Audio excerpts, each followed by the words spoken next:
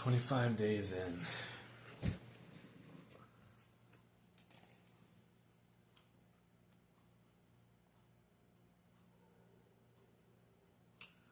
I've never really been a fan of like edging. I haven't done anything like that since like my early 20s when I was watching excessive amounts of porn, just consecutive days, night after night. But it's rare that I do it today. And the reason I don't edge is because I know where that's going to go.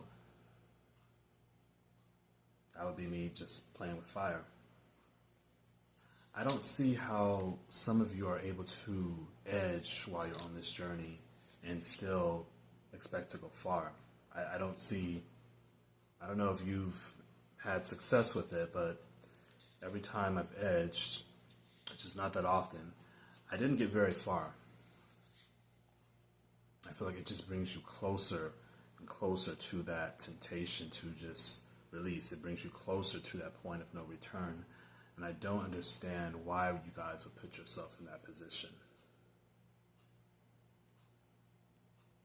I mean, sure, you could, become a master edger, I don't know.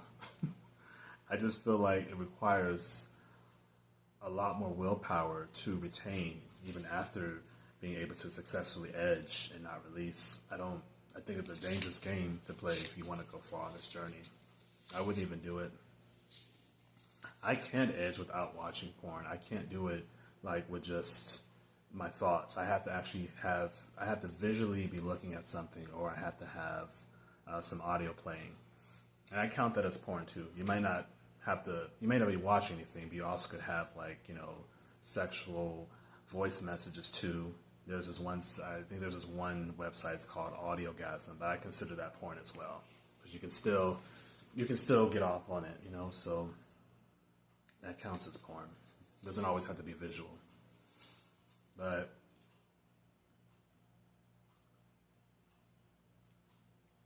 yeah, edging is nothing to play around with because I already know where it's going to lead to, and I would just rather not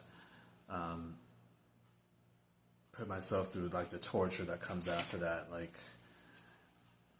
you can edge for one night, but then you get up the next morning and then you might have this huge urge to want to release, and I just would rather not put myself to that. I think I remember the next day after edging the entire time I was thinking about releasing, almost the entire day.